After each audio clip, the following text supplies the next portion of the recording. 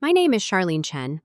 I built a tech empire from scratch while raising a son the world never wanted me to keep. My ex-husband tried to erase me. My best friend stole everything I had, including my future. And for 18 years, I stayed silent, but not anymore. Before I share my story, tell me where you're watching from in the comments. Hit that like button and subscribe if you've ever survived something for the sake of your family.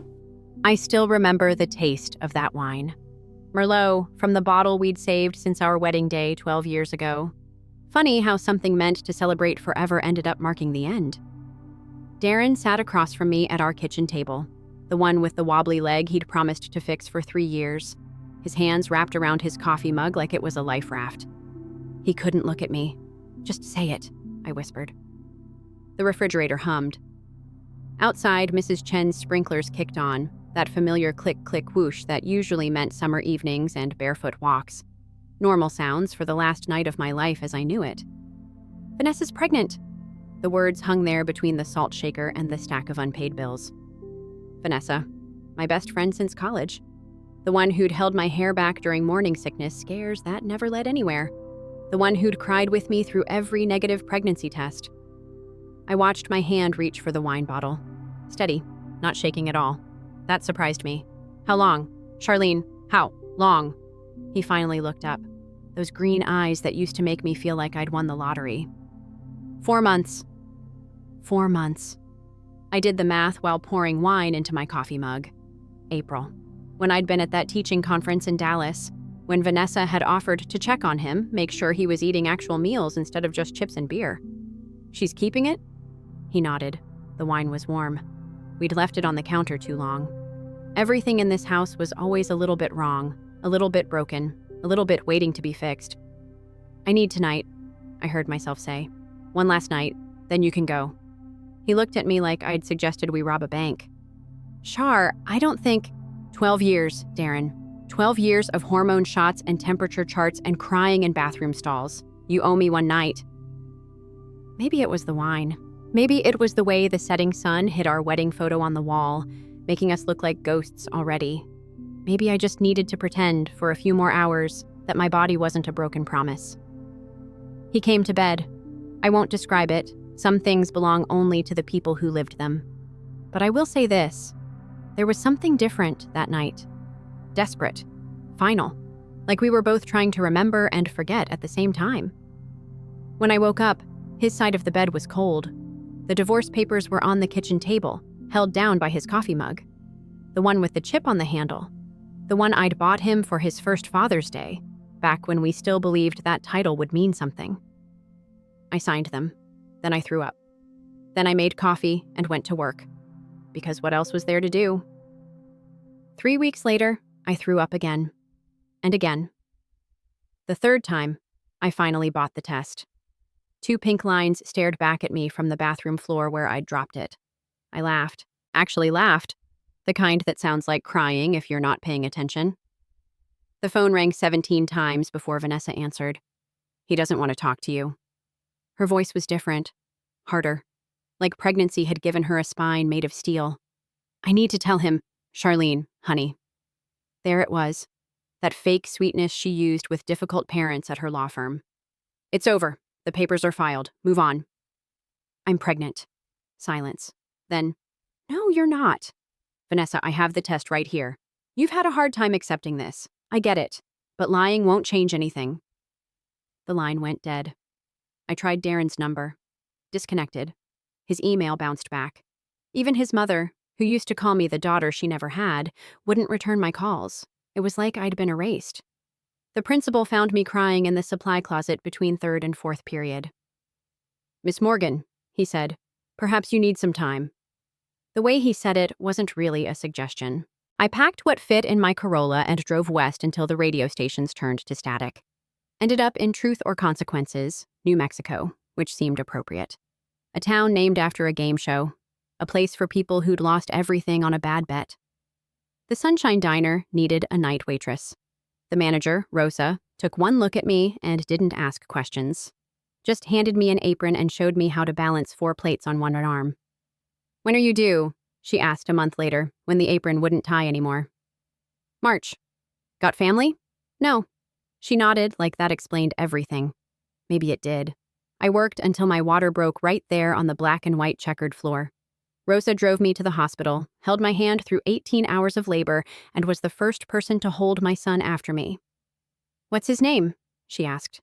I looked at his face, already so serious, like he knew we were in for a fight. "Elliot. Elliot Morgan." "No father's name? We don't need one." Elliot was 3 months old when I saw the coding boot camp flyer at the library. "Learn to build the future," it said. 6 months online, flexible hours. I signed up that night, typing code with one hand while bouncing a crying baby with the other. Turned out I was good at making broken things work. Who knew? By day, I served eggs and coffee to truckers and tourists. By night, I built websites for Rosa's cousin's landscaping business, then for the local pet shelter, then for anyone who'd pay cash. Elliot slept in his bouncer next to my laptop, the blue screen light making shadows on his perfect face. "Mama's gonna build us a better life," I'd whisper when he woke up crying. "Just wait." On his first birthday, I sold my first real software, a scheduling system for small medical clinics. $5,000. I cried harder than the day he was born. Rosa found us a better apartment.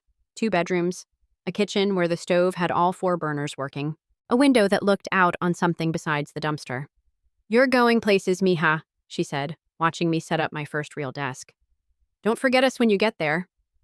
I wouldn't. People like Rosa. They're the reason someone like me could disappear and still be found. Elliot was 14 when I incorporated Firewell Technologies. "Mom, that's a terrible name," he said, looking up from his laptop. He'd built his first app at 12, something to help kids with autism communicate better. My boy, always trying to fix what was broken.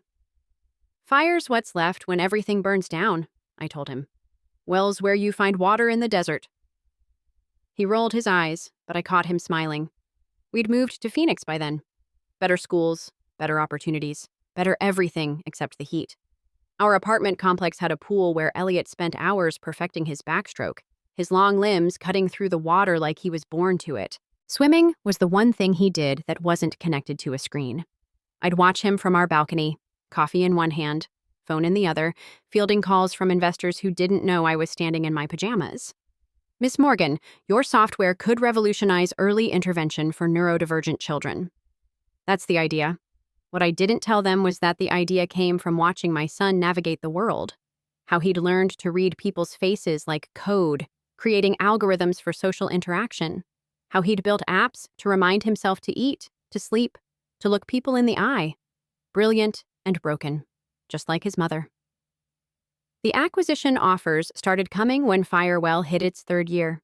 Big numbers, stupid numbers, set for life numbers. "You should take it," Elliot said one night over Chinese takeout. $30 million is a lot of money." "It's not about money anymore." He gave me that look, the one that meant he was about to say something too wise for 17. "It's about him, isn't it? My father?" We'd never talked about Darren. Not really. Elliot knew the basics. Married, divorced, gone before he was born. He'd never asked for more, and I'd never offered. "I found an old interview," he continued, pushing lo mein around his plate. "Bishop Dynamics, he's some big tech CEO now." My chopsticks clattered on the table. "Elliot, I'm not going to contact him." His voice was steady, adult. When had that happened? "I just wanted to know what we're up against." My boy. "How did you—" "Mom, come on. Firewell's been acquiring startups that all happen to have contracts with Bishop Dynamics. You're not exactly subtle." I laughed, despite myself. "Your grandfather would have liked you. He was smart too." "The one who died when you were 20? "Murdered." The word still tasted bitter after all these years. "But that's a story for another time." Elliot nodded, understanding the weight of untold stories. "So what's the plan?" "We're moving to San Diego." He didn't even blink. "When?"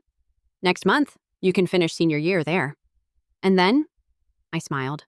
The kind of smile Rosa used to say could freeze hell over. "Then we make them remember what they tried to forget." The Bernard Building stood 40 stories tall in downtown San Diego, all glass and steel and self-importance. Bishop Dynamics occupied the top 10 floors. I bought the rest. "You bought the entire building?" My CFO, Marcus, looked at me like I'd lost my mind. "Charlene, that's strategic." I signed the papers without looking up. Trust me. The fun part was the hiring. I needed someone on the inside, someone who could get close without suspicion. The universe, it seemed, had a sense of humor. Vanessa's resume crossed my desk on a Tuesday.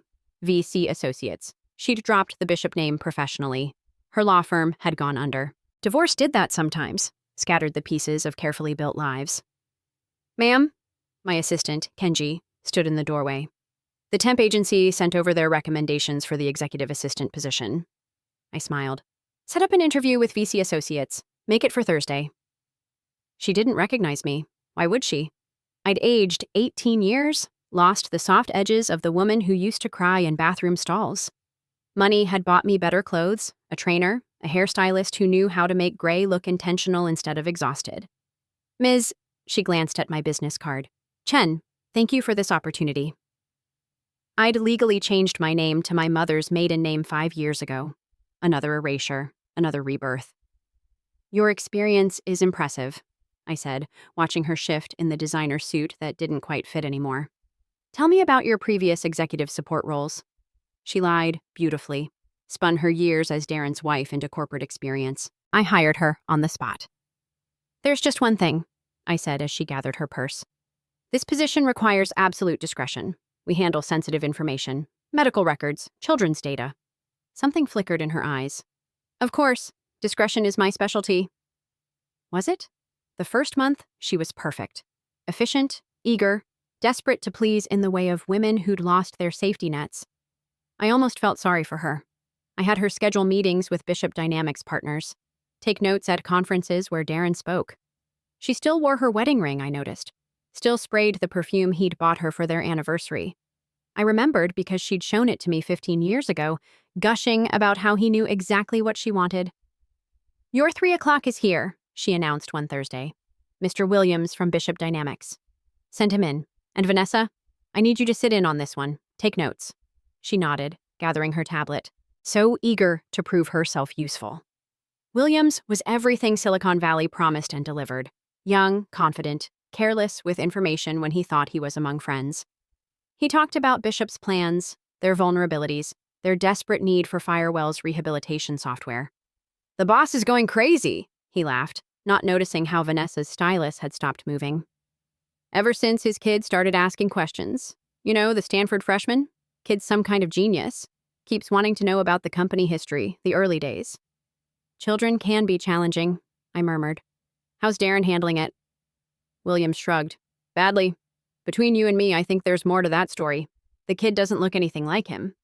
Vanessa's tablet clattered to the floor. I'm so sorry, she stammered, scrambling to pick it up. Take a break, I said gently. You look pale. After she left, Williams leaned forward conspiratorially. Between us, I heard she used to be married to Bishop. Messy divorce. Something about fertility fraud. Really? I kept my voice neutral, interested but not too interested. Tell me more.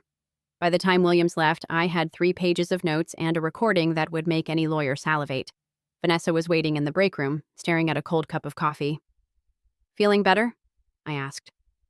She looked up, and for a moment I saw it. Recognition trying to surface like something swimming up from deep water. But then she blinked, and it was gone. Yes, thank you, Miss Chen. That night, I found the documents. She'd been sloppy, left her personal laptop open while grabbing lunch. Medical records, adoption papers dated 6 months after Elliot was born, payment receipts to a woman named Tara Hendricks for surrogacy services, and underneath it all, my father's autopsy report. Arsenic poisoning. Vanessa's signature on the legal documents that transferred his estate to Darren's newly formed company. I photographed everything. At home, Elliot was video calling someone, laughing in that easy way he had with people he trusted. Mom, come meet Liam. On the screen was a boy with Vanessa's nose and a stranger's eyes. My son's new best friend, the child she'd bought to replace the one I'd carried. Nice to meet you, Miss Morgan, Liam said politely. Elliot's told me so much about you. All good things, I hope. He says you're the smartest person he knows. Liam's smile was genuine, untainted by his parents' sins. Maybe you could meet my dad sometime? He's in tech too, always looking for innovative partnerships. Elliot shot me a warning look. He knew. Of course he knew. Maybe someday, I said. After they hung up, Elliot found me on the balcony. He's a good person, Mom.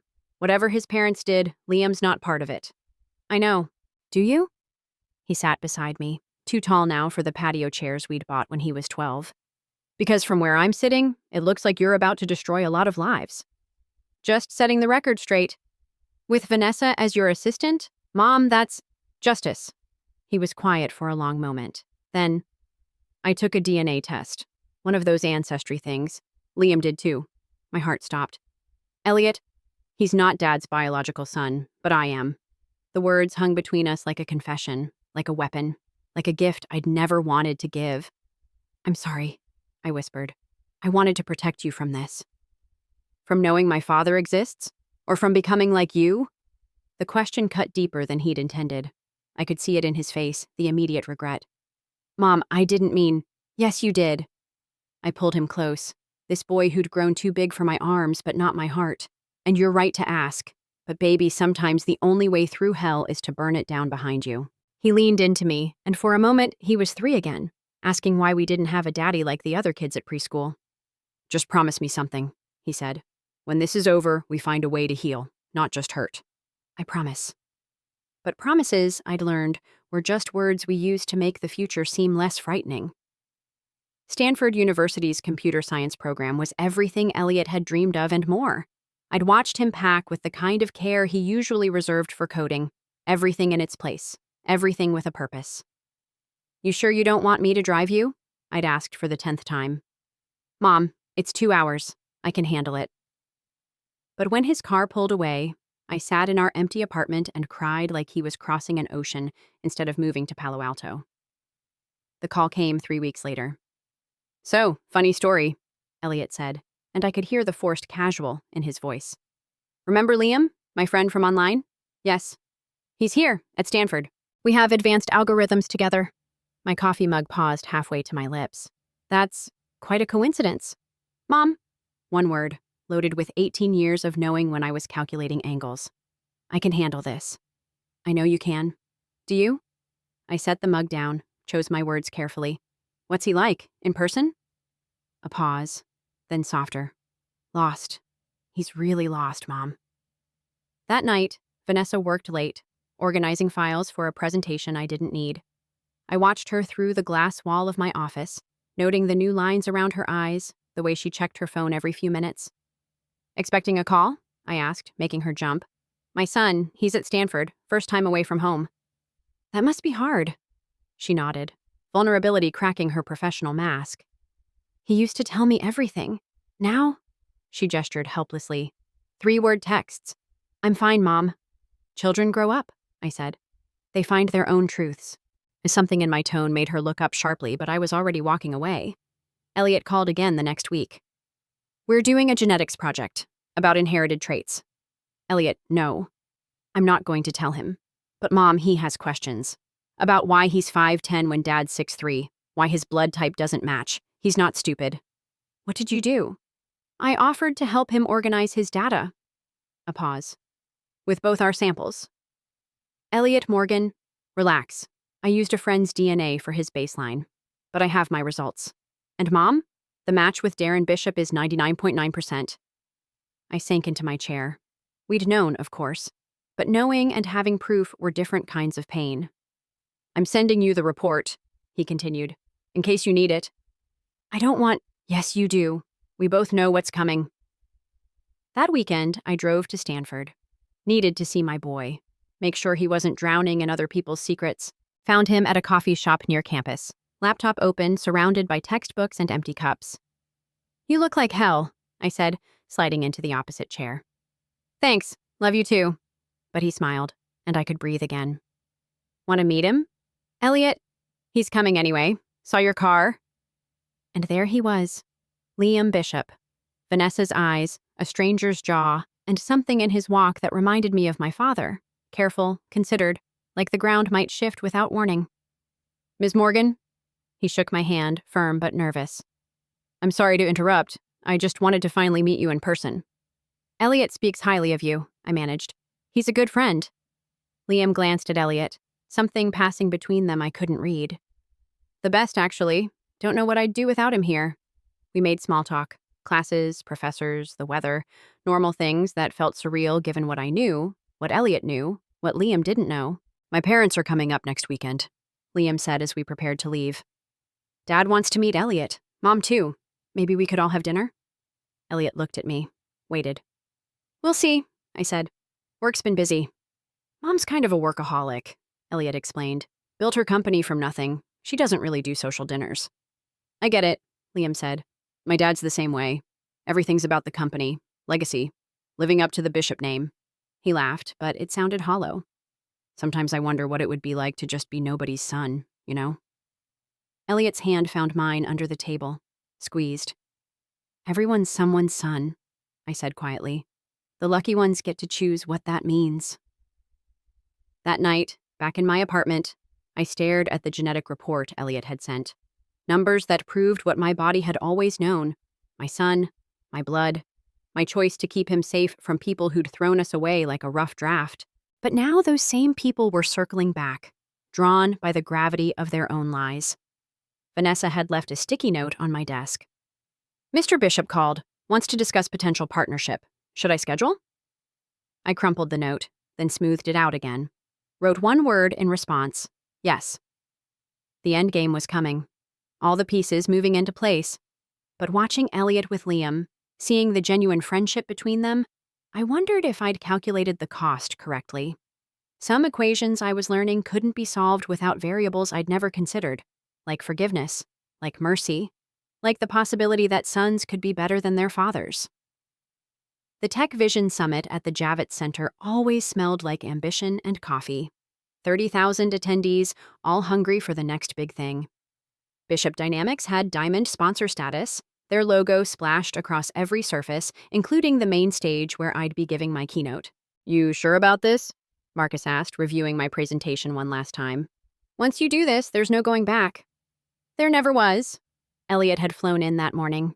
He stood in the wings wearing the suit I'd bought him for his 18th birthday. He looked like the man he was becoming. Tall, serious, ready for war he hadn't asked to inherit. Liam's here, he said quietly. Front row, with them. I peered around the curtain.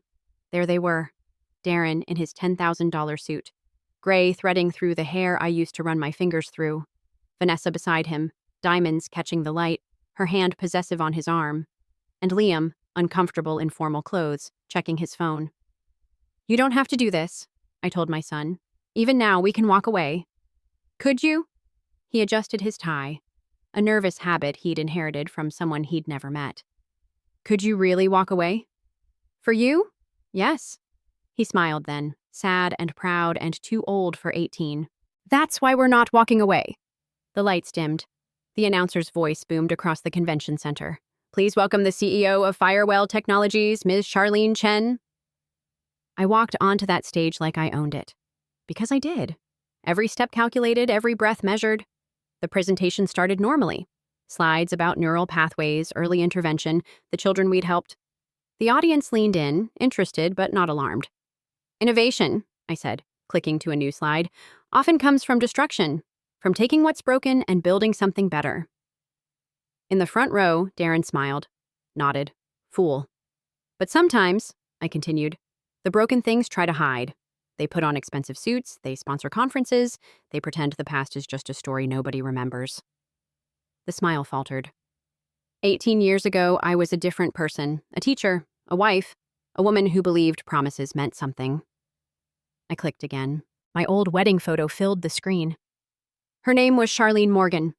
Gasps rippled through the audience. Phones appeared, recording. This man, I pointed to the younger Darren in the photo, left his wife for her best friend. Left her with nothing, except... I clicked again. Elliot's ultrasound appeared. She was pregnant. He didn't know, didn't care to know. This is inappropriate. Darren was standing now, his face red. Security!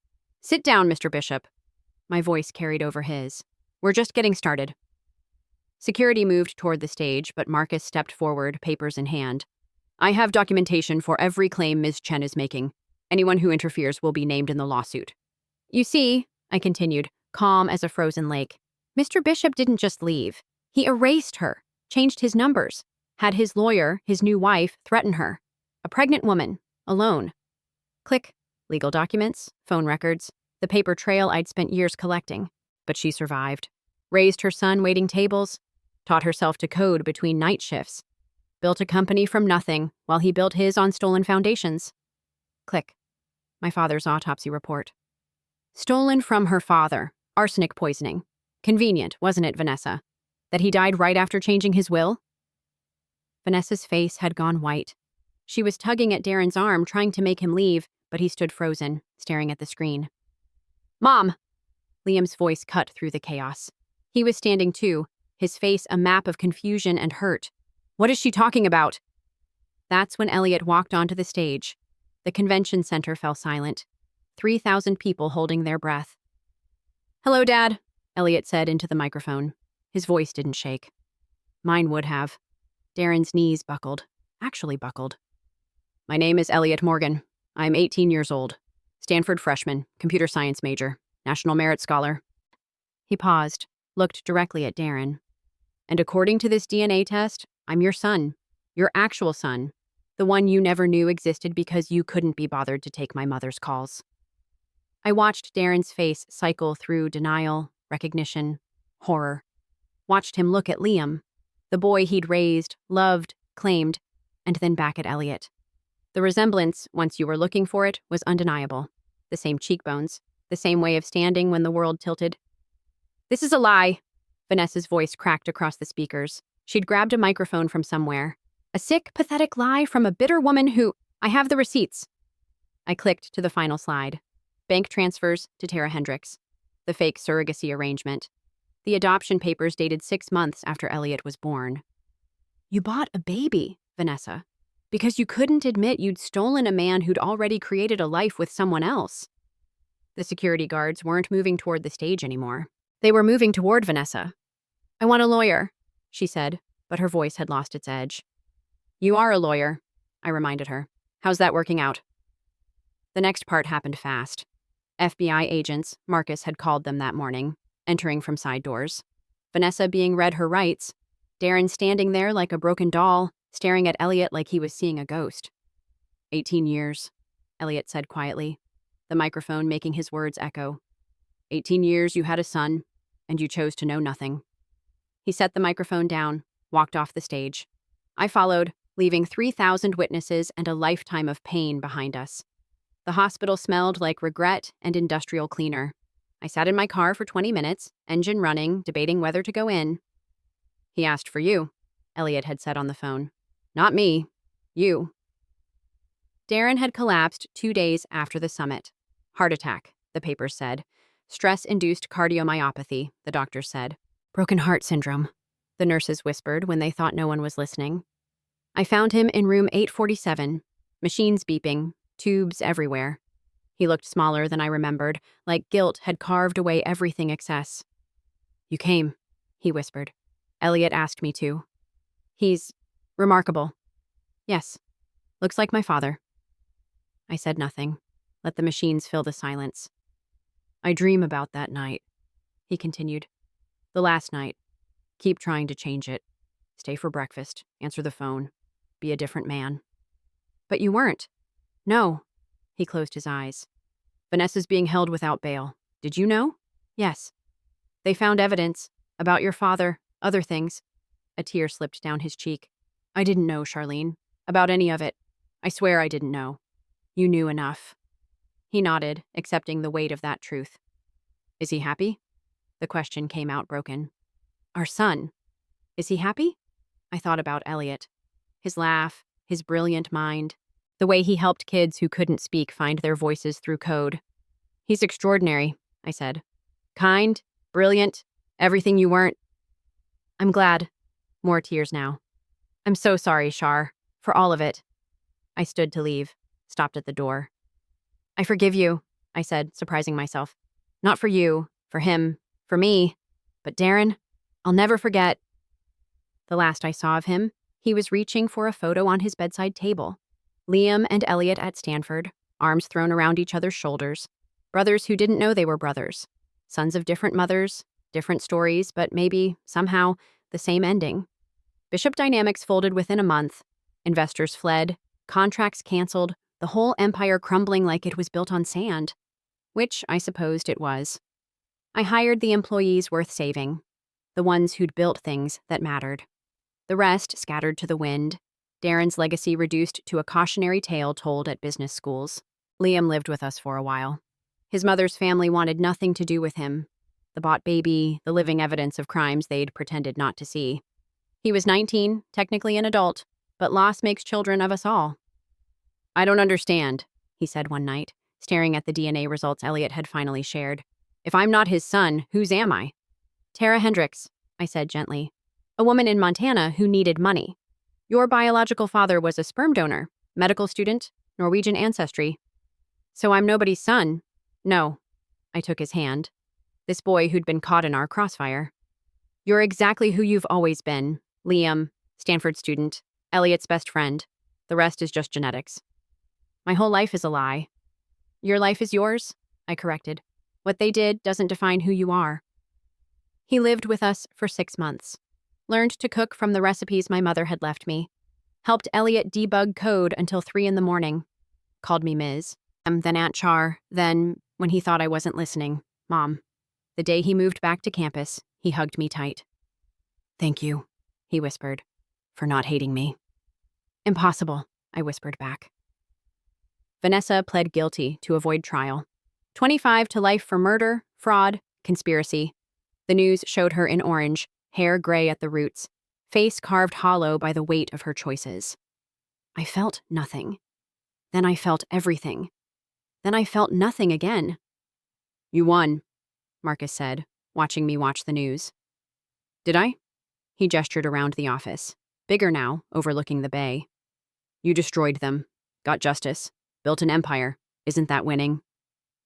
I thought about 18 years of nights wondering if my baby was crying.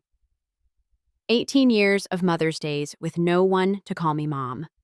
18 years of empty chairs at graduations, birthdays, first days of school. I survived, I said. That's different than winning. But survival, I was learning, had its own kind of victory. Firewell Technologies went public on Elliot's 19th birthday. He rang the opening bell at the NYC, Liam beside him, both of them grinning like they'd discovered fire. To mothers who never give up, Elliot said into the cameras, and to families we choose for ourselves. The stock soared. We were billionaires by lunch. What now? Elliot asked that night, the three of us eating takeout in my apartment like we were still counting pennies. Now we help people, I said.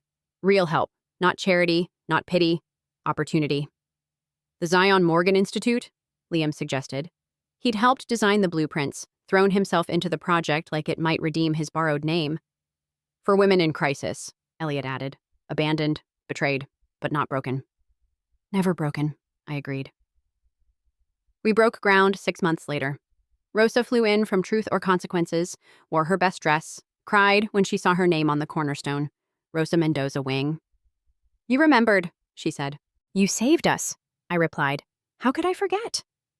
The Zion Morgan Institute for Women in Crisis opened on a Tuesday. We'd chosen the date carefully. March 15th, Elliot's 20th birthday.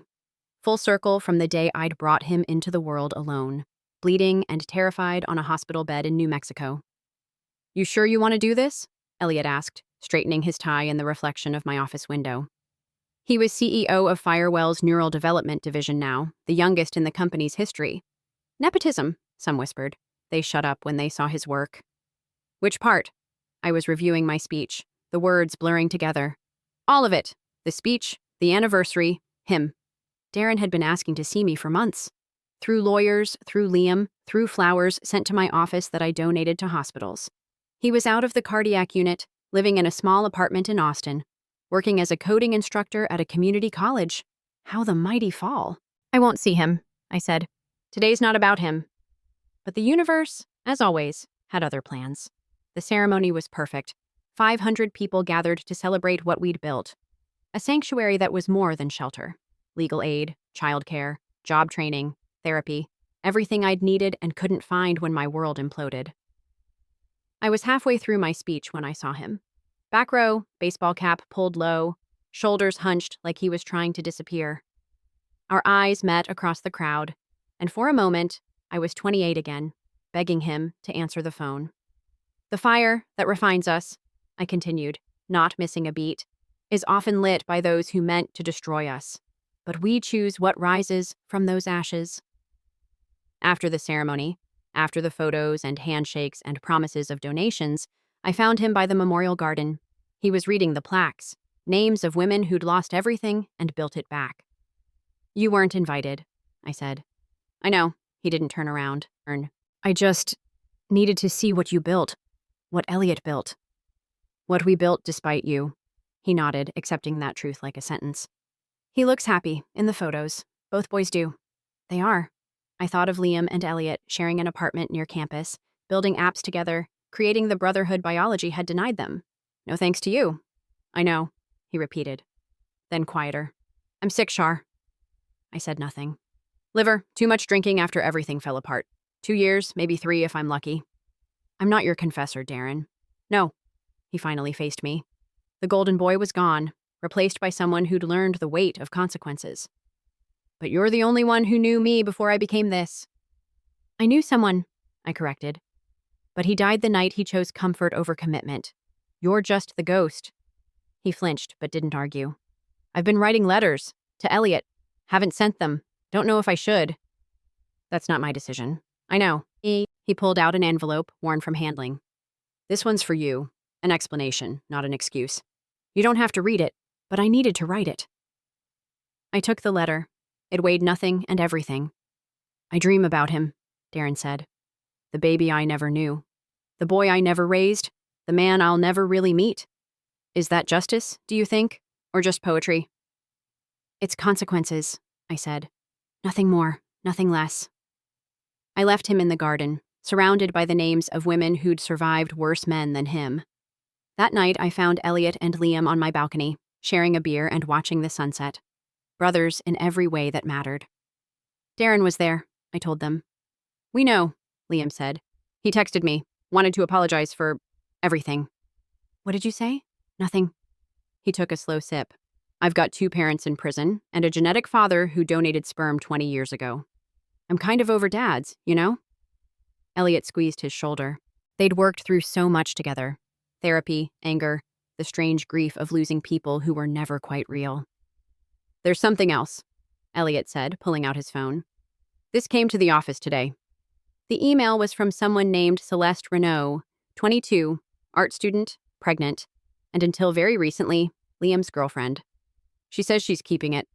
Liam's voice was carefully neutral. Wants nothing from me. Just thought I should know. I watched my son watch his brother, saw the moment Elliot understood the weight of this circle. What are you going to do? I asked. Liam looked at me, this boy I'd helped raise from the ruins of other people's lies. What should I do? Be present, I said. Whatever that looks like. Be honest, be kind, be there. Even if she doesn't want me? Especially then. Make the offer. Keep making it. Let her know that child will have a father if they want one. I thought of letters never sent, calls never returned. The worst thing isn't being unwanted. It's being unknown. 3 months later, Celeste had a girl, Aurora.